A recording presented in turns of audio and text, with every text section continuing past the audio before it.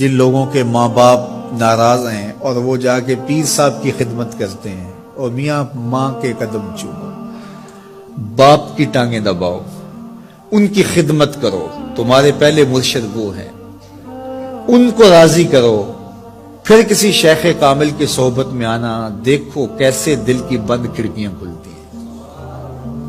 ایک مرشد تو ناراض کر رہا ہے اور دوسرے مرشد سے تمہیں کیا ملے گا؟ تو راستہ یہیں سے کھلے گا۔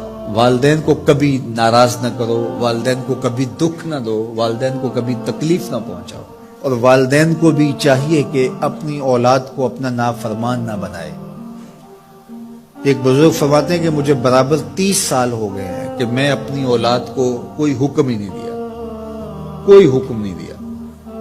کوئی چیز مجھے چاہیے بھی ہوتی ہے تو میں بصیغہ امر نہیں کہتا، بلکہ ایسی بات کر رہی ہے، پانی چاہیے تو یہ نہیں کہتا بیٹا پانی لے کر آؤ، میں ویسے کہتا ہوں پیاس لگی ہوئی ہے، تو اگر وہ سمجھ جائے اور وہ خود لے آئے تو اچھی بات ہے، لیکن اگر وہ نہ لائے تو میں نے اس کو حکم ہی نہیں دیا، امر ہی نہیں کیا، تو اس امر کی مخالفت ہی لازم نہیں آئے گی۔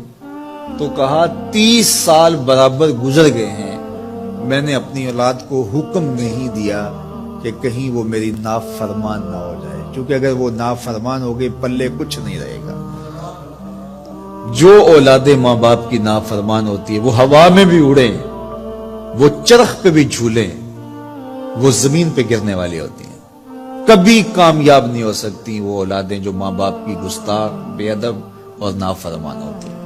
وہی اولادیں سرخرو، کامیاب اور کامگار اور بامراد ہوتی ہیں جو ماں باپ کی خدمت کرتی ہیں، ماں باپ کی دعائیں لیتی ہیں۔ وہ ایک بچہ ماں باپ کے پاؤں دبا رہا تھا، تو ایک بچہ ایک بر اعظم میں، دوسرے بر اعظم میں، تیسرے بر اعظم میں بڑے بڑے کاروبار کر رہا تھا۔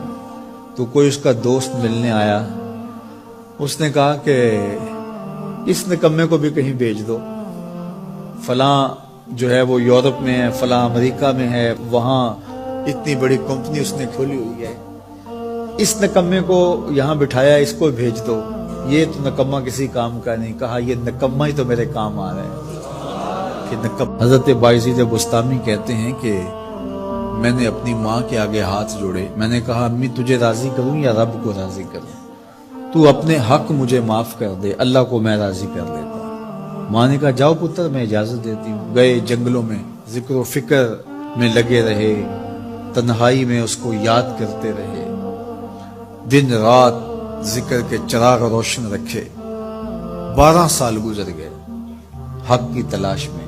ایک دن واپس بستام کے قریب سے گزر رہے تھے، خیال آیا چلتے چلتے ماں کو سلام کر جاؤں۔ دروازے کو دستک دینے لگے تو اس خیال نے ہاتھ روک لیا کہ ساری زندگی ماں کو سکھ تو دیا کوئی نہیں، اب دکھ بھی کیوں دینے لگے ہو؟ رات کا ایک پہر بیت گیا ہے، سردیوں کی لمبی رات ہے، ماں بستر میں لیٹی ہوگی، تیرے لیے اٹھے گی، دروازہ کھولے گی، دروازے کے ساتھ ہی لگ کے بیٹھ گئے اور ساری رات کاٹ دی، اس خیال سے کہ ماں کو تکلیف نہ ہو۔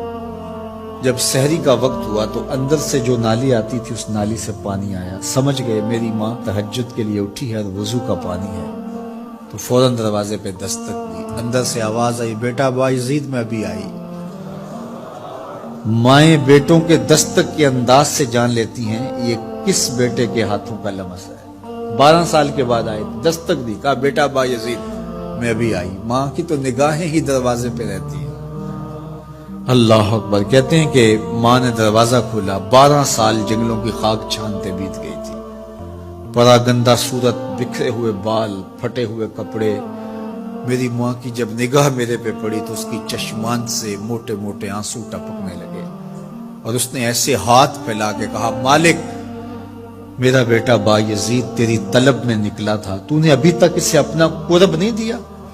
حضرت بایزید بستامی کہتے ہیں 12 سال کی ریاستوں سے جو کچھ نہیں ملا تھا ماں کے اٹھے ہوئے ہاتھوں سے مل گیا۔ میں نے کہا مالک میں تجھے کہاں ڈھونڈ رہا ہوں، تو کہاں موجود؟